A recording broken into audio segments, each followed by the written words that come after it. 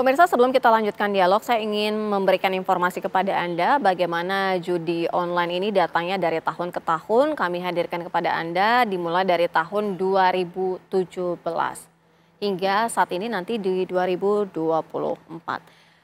Pada tahun 2017 ini sebesar 250.726 transaksi, nilainya mencapai 2,01 triliun rupiah. Kemudian 2018 meningkat tajam 6.666, 104 transaksi, kemudian 3,98 triliun rupiah. Pada tahun 2019 ada 1,85 juta transaksi dengan keuangan sebesar 6,18 triliun rupiah. Selanjutnya pada tahun 2020 ini sangat-sangat fantastis. Ada 5,63 juta transaksi dengan capaian nilai 15,77 triliun rupiah. Itu pada saat itu kita sedang mengalami COVID ya di seluruh dunia. Kemudian pada tahun 2021 lagi-lagi nilainya sangat-sangat fantastis, mencapai 43,6 juta transaksi dengan nilai yang sangat-sangat fantastis, 57,91 triliun rupiah. Pada tahun 2022 mencapai 104,79 juta transaksi dengan nominal 50 triliun rupiah. Nah, ini kita akan saksikan juga bagaimana sebenarnya alasan-alasan ataupun penyebab bagaimana seseorang ini faktor memicu kecanduan judi.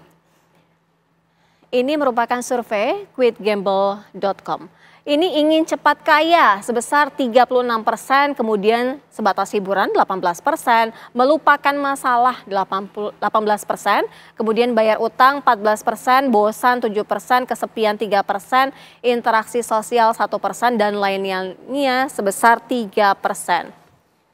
Ini luar biasa loh, ingin cepat kaya dengan cara-cara yang justru sebenarnya merugikan diri sendiri dan sekitarnya. Tadi sempat Mas Hariko juga bilang gitu ya, ini membahayakan tidak hanya dirinya sendiri tetapi di sekitarnya bahkan 6 hingga 10 orang. Mas Hariko, kira-kira apa yang harus diambil secara cepat, secara tegas sehingga ini benar-benar bisa dicegah paling tidak? Iya, terima kasih Mbak Sira. Kami sangat setuju apa yang disampaikan oleh Mbak Sira, kemudian juga kritikan-kritikan dari netizen, harapan dari masyarakat ini intinya begitu besar. Karena ini sudah situasinya darurat ya kalau kita lihat judi online ini. Bahkan masalah-masalah sosial sudah cukup banyak. Jadi kembali lagi, Presiden kita Bapak Prabowo Subianto sudah mengatakan dengan tegas tidak ada backingan ya. Jangan sampai ada aparat pejabat yang menjadi backing dari judi online. Bahkan Presiden sudah mengatakan kita harus bersih-bersih, berbenah sebelum masyarakat yang membersihkan kita. Sebelum masyarakat yang membersihkan kita. Sudah sangat tegas disampaikan oleh Presiden. Jadi kami sekali lagi sangat percaya, sangat meyakini bahwa Kemenko Polhukam, Kepolisian, Kejaksaan, Kehakiman, Kemkombiji, Badan Intelijen Negara, PPATK, semua kementerian kami sangat meyakini akan mampu mencegah dan memberantas judi online dan mampu memberikan keteladanan kepada masyarakat. Sekali lagi tidak ada yang kebal aturan, Presiden kita sudah tegas. Dan tidak boleh ada yang merasa kebal aturan. Dan kami mengucapkan terima kasih kepada TV One, kepada seluruh media, dan kepada dukungan netizen dan masyarakat dalam pencegahan dan pemberantasan judi online. Baik, terima kasih Mas Hariko. Selamat menjalankan aktivitas kembali. Terima kasih sudah bergabung dan juga menjelaskan kepada kami di Apa Kabar Indonesia Malam. Kita lanjutkan kalau dari Mas Pratama. Tadi kan Mas Hariko bilang Presiden secara tegas mengatakan tidak ada backing-backingan kok. Semuanya harus diberantas semuanya. Kalau dari Mas Pratama artinya kalau misalnya dari PPATK kan mengatakan bahwa by name by address sudah ada. Artinya backing-backingan itu benar ada gitu atau dari Mas Pratama? Iya, jadi tahu gini, sih? Perintah Pak Presiden sudah jelas ya gitu. Dan saya salut dengan beliaunya gitu bahwa ya udah berantas aja habis-habisan gitu. Cuma kenyataannya sampai detik ini orang masih bisa main judi online gitu. Itu yang jadi problem kan. Terus yang dilakukan ini gitu sudah cukup bagus tapi masih kurang dong. karena orang masih bisa main gitu. Kenapa Malah kurang? Tadi saya anak-anak bilang lagi ya. ada beberapa hal yang sebenarnya perlu diluruskan cara untuk memberantas judi online ini. Yang tadi saya bilang, secara teknologi itu sebenarnya bisa, gampang sekali gitu. Kita tahu lokasi servernya, kemudian servernya itu kita blokir sehingga orang ketika mau main dia nggak bisa gitu. Bukan landing page-nya yang 5 juta tadi yang diblokir, tapi server permainannya. Sehingga ketika orang mau login, mau main nggak bisa karena servernya nggak bisa Akarnya diakses ya. gitu. Kemudian dari perputaran uang. Kan tadi Pak Nasir sudah bilang sebenarnya banyak sekali sekarang media-media yang digunakan untuk melakukan transfer uang ini selain rekening bank. Iya. Menggunakan dompet digital, menggunakan QRIS, menggunakan voucher game, menggunakan voucher Google Play dan lain-lain begitu. Nah, memang mereka mau menghindari apa? Menghindari supaya tidak bisa dimonitor. Karena PPATK memang yang bisa dimonitor hanya transaksi keuangan perbankan.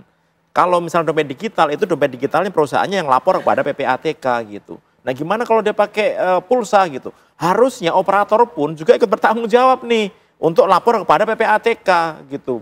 Akun-akun mana, nomor-nomor mana yang digunakan untuk transfer pulsa gitu. Harusnya mereka juga tahu. Nah ini kan karena perputaran uangnya sangat banyak sekali. Masif banget. Akhirnya saya nggak tahu ya apakah memang sengaja mau dijagain supaya tetap jalan gitu karena perputaran uangnya banyak gitu. Karena secara logik berpikir kita nggak susah. Pak Nasir juga pasti akan mikir nggak susah sebenarnya ini untuk memberantas ini gitu. Tapi kok tetap masih jalan. Berarti kan ada problem di sini. Kalau nggak susah kira-kira butuh waktu berapa lama nih untuk Komdiji paling tidak ya sudah bertindak secara cepat dan memberantas.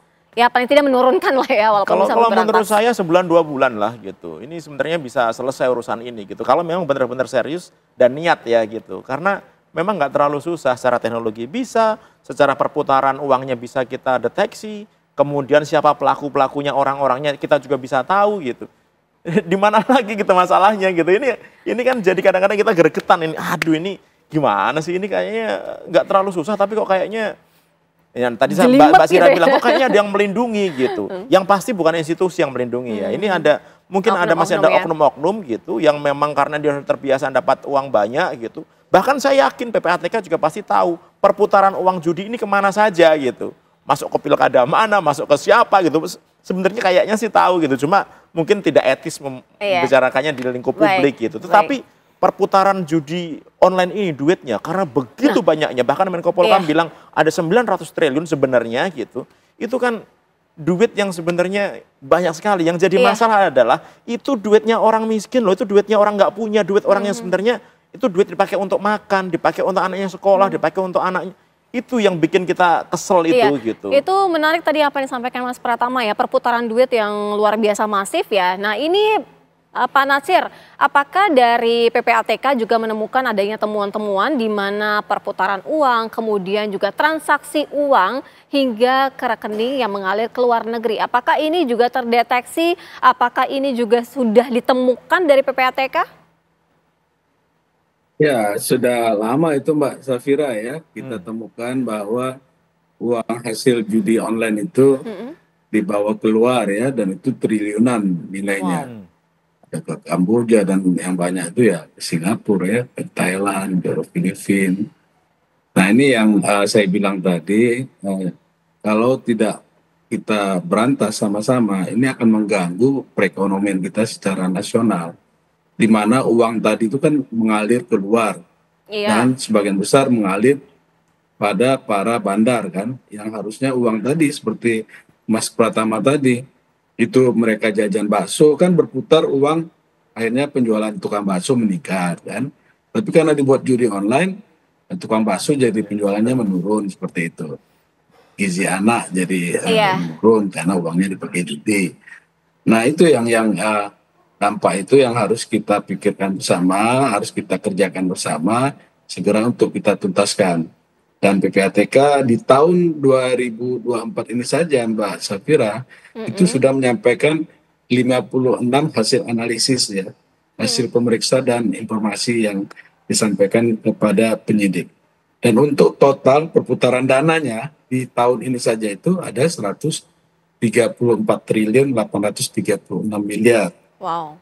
Nah, PPATK selama di 2024 ini sudah melakukan penghentian sementara transaksi di 24 bank dan di satu perusahaan efek. Totalnya itu ada 15.407 rekening.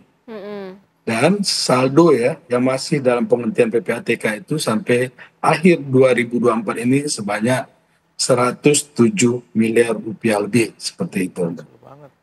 Iya, kalau misalnya nama-nama ataupun paling tidak yang rekening transaksi hingga ke luar negeri itu rata-rata memang oknum-oknum yang tadi Mas Pratama bilang itu orang Indonesia atau juga melibatkan orang-orang luar, Pak Natsir? Ya, kolaborasi itu. Jadi ada bandarnya itu orang Indonesia bekerja sama dengan orang asing yang ada di luar ya, khususnya negara-negara tetangga kita lah, meskipun banyak juga dana itu dikirim ke Amerika dan negara-negara lain sampai ke Rusia seperti itu Mbak Safira. Baik, Mas Pratama nih artinya kan sebenarnya memang sudah sangat-sangat masif dan terorganisir. Nah paling tidak gini deh, dalam waktu singkat Mas Pratama apa yang harus dibenahi dulu dari awal nih? Kalau menurut saya masing-masing institusi bisa melakukan tugas dan fungsinya masing-masing ya gitu. Contohnya tadi Komdigi nih.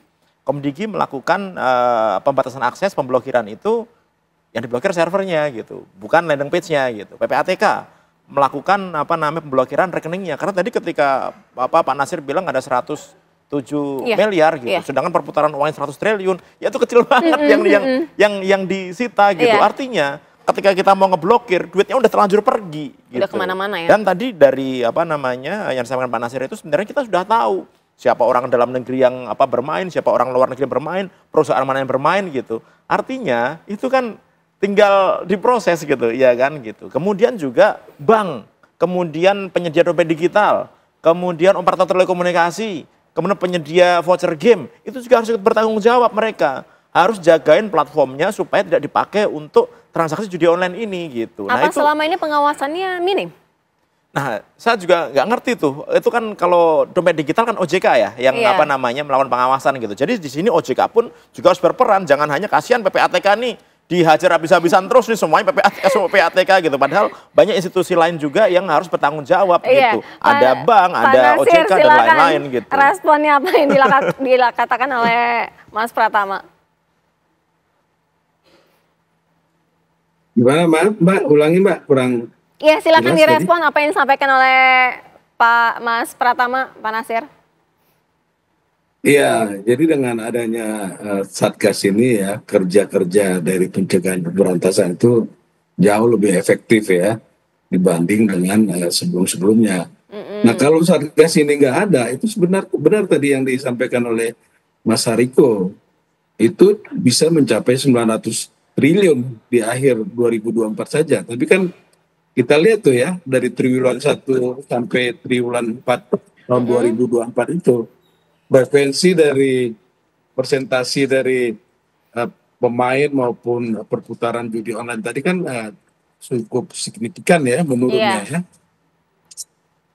Pak Natsir begini, ketika ada nama-nama by address by name gitu yang terlihat ada yang mencurigakan dan terindikasi judi online, apakah juga ada ditemukan oleh PPATK ini melibatkan oknum-oknum nakal dari aparat penegak hukum? Ya, kita sebutkan itu ya, indikasi dari orang per orang ya, badan usaha dan lain-lain. Kalau dia tentu ada indikasi tindak pidana pencucian uang dan kejahatan asalnya perjudian. Ya. Tapi bahwa dia misalnya itu oknum kadang-kadang juga tidak terlalu itu proses di penyidikan ya, penyelidikan dan penyidikan itu yang bisa lebih terang gitu ya. Tapi kalau dari data seperti Pak Pratama tadi ya, cukup terang gitu ya, cukup jelas transaksi yang ada. Duit itu dari mana, kemana, untuk siapa gitu, itu cukup jelas ya. Ya, Mas Pratama, tadi ada oknum-oknum nakal juga nih sebenarnya mungkin yang dikatakan bermain yang mengamankan yang tadi Mas Pratama katakan begitu ya. Sehingga ini agak sulit untuk karena perputaran uang banyak sekali sih ini Mbak, perputaran uangnya begitu banyaknya gitu dan memang sudah terbiasa gitu bandar ini memberikan sebagian keuntungannya gitu untuk dijagain mereka zaman dulu itu gitu. Yang kalau saya dapat info sekitar 20% gitu yang digunakan untuk menjaga mereka supaya tidak dihabisin gitu ya kan. Nah, ini yang menurut saya harus dirubah gitu. Perintah Presiden sudah jelas, tapi kan harus tegak lurus lah ya. Gitu. Tapi Mas Pratama ini kan jadi bingung juga kita ya, maksudnya dari tahun ke tahun kalau tadi kita lihat datanya itu justru meningkatnya sangat masif gitu. Ya, artinya jadi, apa yang terjadi nih? Iya, jadi gini, karena kan semakin banyak yang orang tahu gitu. Dan bandar judi online, agen judi online itu sangat masif sekali gitu menawarkan layanannya kepada masyarakat gitu. Kenapa? Karena mereka punya data kita. Jadi kebocoran data kita, kan kita dulu ada kan dari Tokopedia, Bukalapak, Bhinneka, BRI Live, BPJS Kesehatan, KPU dan lain-lain. Dan mereka juga punya sindikat menjual buka rekening baru itu ya. Mereka punya data, kemudian ngirimin kita tawaran-tawaran untuk main judi online. Semakin banyak itu. Kemudian sangat mudah sekali mereka membeli rekening-rekening gitu di pasaran yang digunakan untuk lalu lintas uang judi ini gitu. Dan itu memang susah untuk dideteksinya siapa yang jual dan lain-lain gitu. Sehingga kalaupun itu ternyata rekeningnya diblokir, udah pasti itu orang nggak akan ngambil. Kenapa? Karena pasti bukan dia, itu bukan duitnya dia gitu ya kan. Sehingga sebenarnya kalau menurut saya perlu dibuat kesepakatan antara tim Satgas ini bahwa ketika ada indikasi terjadi transaksi judi online dalam satu rekening, langsung blokir aja, nggak usah nunggu-nunggu sehari, 2 hari, 3 hari gitu. Kenapa? Karena begitu nanti sudah 3 hari, 4 hari atau 5 hari, duitnya udah nggak ada. Coba tanya Pak Nasir. Ntar begitu udah mau diblokir, duitnya udah kosong ini gitu, ya kan? Pak Nasir, nah ini itu jadi masalah. seperti katakan Mas Pratama, langsung diblokir aja, nggak usah ditunggu-tunggu lagi sebelum duitnya benar-benar raib hilang begitu. Iya, itu langsung kita blokir, tapi dia lebih cepat lagi Mbak, kadang-kadang. Kalah cepat, karena apa? Perputaran duit 100 triliun, yang keblokir cuma 100 miliar gitu. Jadi TPPU yang dibilang kemarin berhasil menangkap orang membeli hotel gitu, yang harganya 200 miliar, itu hanya sebagian kecil aja, Pak Nasir, duitnya. closing statement, apa dong yang bisa membuat supaya dengan cepat nih, jangan sampai duitnya lagi yang udah keburu hilang begitu? Ya kita lakukan banyak kerjasama ya di dalam negeri maupun juga dengan PPATK yang ada di luar negeri, dan terus kita pantau itu. Begitu ada indikasi tindak pidana pencucian uang dari transaksi yang ada itu langsung kita blokir itu. Baik, terima kasih Pak Nasir Konga selaku juru bicara PPATK. Terima kasih juga Mas Pratama selaku pakar telematika. Semoga saja ketika datang narasumber sebagai narasumber sudah berkurang jauh ya pencegahannya dan sudah diberantas lah paling tidak.